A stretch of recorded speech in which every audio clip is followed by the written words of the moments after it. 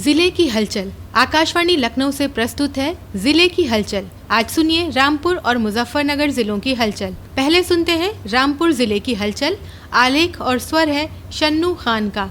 रामपुर में लोकसभा सीट के लिए मतदान प्रथम चरण में 6 प्रत्याशियों के लिए किया गया। इनमें भाजपा से घनश्याम सिंह लोधी, सपा से मोहिबुल्ला नदवी, बसपा से Zeeshan Khan, minority democratic party से अरशद वारसी और निर्दलीय शिव प्रसाद महमूद प्राचा शामिल हैं। जिले में लोकसभा चुनाव 55.75% मतदान के साथ समाप्त हुआ। जिले में 1071 मतदान केंद्रों और 1789 बूथों पर मतदान हुआ। जिले में कुल 17,31,836 मतदाताओं में से 55.75% मतदाताओं ने अपने मताधिकार का प्रयोग किया, यानी कुल 9,65,514 मतदाताओं ने अपने मनपसंद प्रत्याशी के लिए वोट किया। अब इसका परिणाम 4 जून को आएगा। मतगणना के लिए युद्ध स्तर पर तैयारी की जा रही है। भारत निर्वाचन आयोग की गाइडलाइन का 100% अक्षरशः अनुपालन किया जाएगा। इसके लिए जिला निर्वाचन अधिकारी जोगिंदर सिंह ने सभी एसडीएम अधिकारी और कार्मिकों को सख्त निर्देश दिए हैं। साथ ही किसी भी हालत में लापरवाही नहीं बर्दाश्त करने की चेतावनी दी है। इसके अलावा पुलिस अधीक्षक राजेश द्विवेदी ने पूरे मंडी परिसर में सुरक्षा के कड़े इंतजाम किए हैं। इसके लिए बड़ी संख्या में पुलिस बल तैनात किया जाएगा। इन सभी तैयारियों के लिए जिला निर्वाचन अधिकारी, पुलिस अधीक्षक सहित जिला स्तरीय अधिकारियों द्वारा मतगणना स्थल का पहुंचकर निरीक्षण किया गया। मंडी परिसर में विधानसभा वार प्रत्येक मतगणना हॉल में सीसीटीवी कैमरे लगाए जाएंगे। जिले में 27 विभागों के माध्यम से 25,23,000 पौधे लगाए जाएंगे। इसे पूरा करने के लिए जिलाधिकारी जोगिंदर सिंह ने अधिकारियों को विभागवार निर्देश दिए हैं। जिलाधिकारी ने कहा कि पौधारोपण के लिए चिन्हित स्थलों की खंबे और तारों से बैरिकेडिंग कराई जाएगी, ताकि पौधारोपण के बाद पौधों की बेहतर देखभाल हो सके। ग्राम विकास विभाग और पंचायती राज विभाग को शासन स्तर से सबसे ज्यादा लक्ष्य दिया गया है। जिला वन अधिकारी राजीव कुमार ने बताया कि शासन स्तर से इस बार जिले के चिन्हित विद्यालयों में बाल वन एवं युवा वन के रूप में बल्क प्लांटेशन के निर्देश दिए गए हैं। इसके साथ ही चिन्हित स्थलों पर रक्षाबंधन के मौके पर भाई बहनों से भी पौधारोपण कराया जाएगा। तहसील मिलक में 8 हेक्टेयर वाले 2 वेटलैंड्स में पौधारोपण कराने की भी योजना है। मित्रवन कार्यक्रम के तहत स्वार और बिलासपुर में उत्तराखंड की सीमा से लगे हुए क्षेत्र में 32,000 पौधारोपण का लक्ष्य रखा गया है। सैजनी और पीलाखाड़ नदी के तट पर भी 80,000 पौधे लगाए जाएंगे। उत्तर प्रदेश राजस्व परिषद के अध्यक्ष डॉक्टर रजनीश दुबे ने जिले में कलेक्ट्रेट का निरीक्षण किया। इस दौरान रामपुर के बारे में डॉक्टर रजनीश दुबे ने कहा कि रामपुर बहुत अच्छा और खूबसूरत शहर है। इसे समझाने के लिए उन्होंने एक शेर भी पढ़ा। डॉक्टर रजनीश दुबे ने मंडलायुक्त अंजने कुमार सिंह और जिलाधिकारी जोगिंदर सिंह के साथ कलेक्ट्रेट परिसर में स्थित अलग अलग कार्यालयों का निरीक्षण किया। उन्होंने राजस्व अधिकारियों के साथ कलेक्ट्रेट सभागार में समीक्षा बैठक भी की। कलेक्ट्रेट परिसर में डॉक्टर रजनीश दुबे ने खुद अपने हाथ से कई पौधे लगाए। साथ ही इन सभी पौधों के रख रखाव पर जोर देते हुए प्रशासन को निर्देश दिए। जिले में खरीफ 2024 में फसलों की पैदावार एवं उत्पादन बढ़ाने के लिए भरपूर मात्रा में उर्वरक, बीज एवं कीटनाशी रसायनों की उपलब्धि की गई है। कृषि विभाग की ओर से खरीफ मौसम में उगाई जाने वाली फसलों के बीजों पर 50 से 75% अनुदान भी दिया जा रहा है। जिला कृषि अधिकारी नरेंद्र पाल ने बताया कि किसान ढेंचा की हरी खाद के बाद खरीफ फसलों की बुआई करते हैं तो प्रति हेक्टेयर 15 से 20 किलोग्राम नाइट्रोजन की कम जरूरत होती है। साथ ही खरीफ फसलों में भी खरपतवारों की परेशानी भी लगभग खत्म हो जाती है। यूक्रेन के राजनयिक विटाली मोरोज ने जिले में कहा कि भारत और उनके देश की संस्कृति समान है। उन्होंने Indian national trust for art and cultural heritage intake द्वारा आयोजित कार्यक्रम में प्रमाण पत्र और पुरस्कार बांटे। छात्रों के सवालों के जवाब भी दिए। अपनी मां और बहन के साथ यहां पहुंचे राजनयिक के साथ पूर्व मंत्री नवाब काजिम अली खां उर्फ नवेद मियां और इंटेक के सह संयोजक काशिफ खां भी साथ रहे। इस मौके पर राजनयिक ने कहा कि द्विपक्षीय सांस्कृतिक और मानवीय सहयोग यूक्रेन व भारत के बीच मित्रता, सहयोग और संधि पर आधारित है। दोनों देश पर्यटन क्षेत्र में एक दूसरे के काफी करीब हैं। विटाली मोरोज ने रामपुर रदा लाइब्रेरी को देखने पर अपने जीवन की महान उपलब्धि बताया।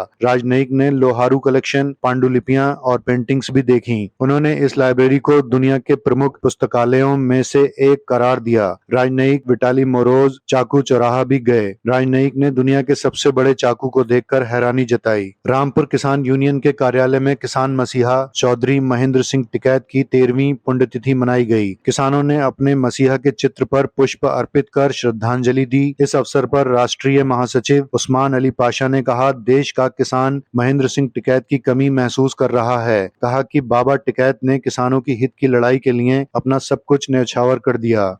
रामपुर जिले की हलचल के बाद आइए सुनते हैं मुजफ्फरनगर जिले की हलचल। आलेख और स्वर है रणवीर सिंह सैनी का। मुजफ्फरनगर जिले में लोकसभा चुनाव के पहले चरण में मतदान हो चुका है। जिला प्रशासन 4 जून को होने वाली मतगणना की तैयारी कर रहा है। मतगणना कर्मियों को प्रशिक्षण दिया जा रहा है। जिला निर्वाचन अधिकारी डीएम अरविंद मलप्पा बंगारी ने बताया कि जिले में 6 विधानसभा सीट हैं। इनमें 4 मुजफ्फरनगर और 2 बिजनौर लोकसभा सीट के अंतर्गत आती हैं। नवीन मंडी स्थल पर सभी 6 विधानसभा क्षेत्रों की मतगणना होगी। मुजफ्फरनगर जिला इस समय भीषण गर्मी की चपेट में है। यहाँ अधिकतम पारा 42 डिग्री से ऊपर चल रहा है। गर्मी के कारण दोपहर के समय बाजारों में सन्नाटे की स्थिति हो रही है। गर्मी से बचाव के साथ ही लोग अपने घरों से बाहर निकल रहे हैं। मुजफ्फरनगर जिले में लंबे समय बाद सरसों की अच्छी पैदावार हुई है। किसानों को बाजार में सरसों का मूल्य भी अच्छा मिला है। बाजार में सरसों 5,000 से लेकर 8,000 रुपए प्रति क्विंटल तक बिकी है। सरसों की खेती यहाँ 6,000 हेक्टेयर क्षेत्र में हुई है। उपनिदेशक कृषि संतोष यादव का कहना है कि जिले में सरसों का अच्छा उत्पादन हुआ है। इस बार बाजार में किसानों को दाम भी अच्छा मिला है। उधर गन्ना मूल्य में 20 रुपए क्विंटल की बढ़ोतरी के बाद भी जिले में किसानों को इस बार गत वर्ष के मुकाबले 187 करोड़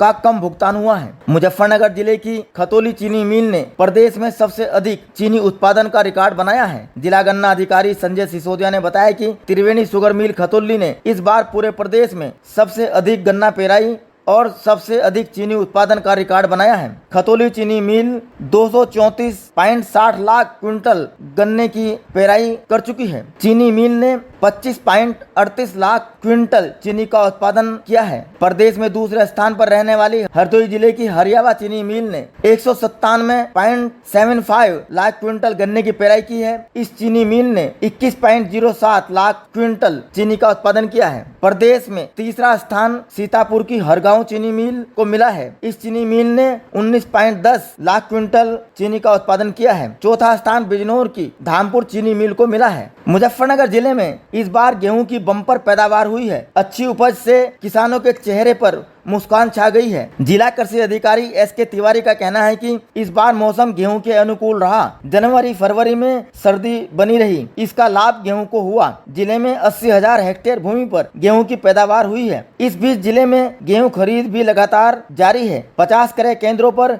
गेहूं की खरीद हो रही है। अपर जिलाधिकारी वित्त गजेंद्र कुमार ने बताया कि गेहूं खरीद में जिला प्रदेश में 24वें नंबर पर चल रहा है। मुजफ्फरनगर के गंगा किनारे के 22 गाँवों के किसानों को प्राकृतिक खेती के लिए जागरूक किया जा रहा है। केंद्र सरकार ने अभियान चलाया है कि गंगा किनारे के गांवों के खेतों में यूरिया और केमिकल का प्रयोग न हो, जिससे बरसात में ये केमिकल गंगा में न जाएं। उपनिदेशक कृषि संतोष यादव ने बताया कि गंगा किनारे के गाँव में किसान खेतों में जो केमिकल और यूरिया प्रयोग करते हैं वह बहकर गंगा में चला जाता है और गंगा को प्रदूषित करता है। सरकार ने गंगा किनारे के गाँव में प्राकृतिक खेती को लेकर अभियान चलाया है। प्राकृतिक खेती करने वाले किसानों को सरकार सब्सिडी दे रही है। किसानों को अपने खेतों में देसी खाद और कीटनाशक के रूप में नीम आदि से बनी देसी दवा का प्रयोग कराया जा रहा है। मुजफ्फरनगर जिले में आंगनबाड़ी के 287 पदों के लिए 4677 अभ्यर्थियों ने आवेदन किया है। आवेदन करने वाली महिलाओं में ग्रेजुएट, पोस्ट ग्रेजुएट महिला भी हैं, जबकि पद की शैक्षिक योग्यता इंटर है। मुजफ्फरनगर की आम जनता का सौर ऊर्जा की ओर तेजी से रुझान हो रहा है। पीएम सूर्य घर बिजली योजना में मुजफ्फरनगर जनपद में 1268 लोगों ने पंजीकरण कराया है। बिजली विभाग ने अब तक 767 को अनुमति दे दी है। सरकार 1 किलोवाट पर 45,000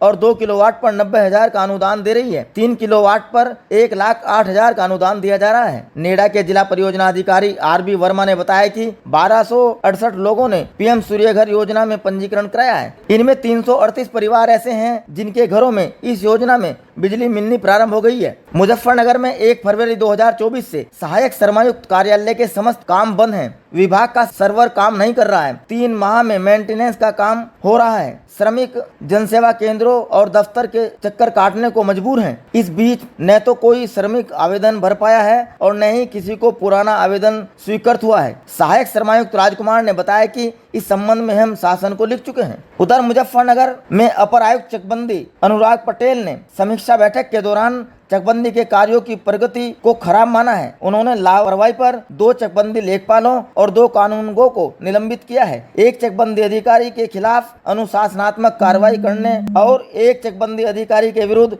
आरोप पत्र जारी करने के निर्देश दिए हैं। ये था आकाशवाणी लखनऊ के क्षेत्रीय समाचार एकांश द्वारा प्रस्तुत जिले की हलचल का आज का अंक।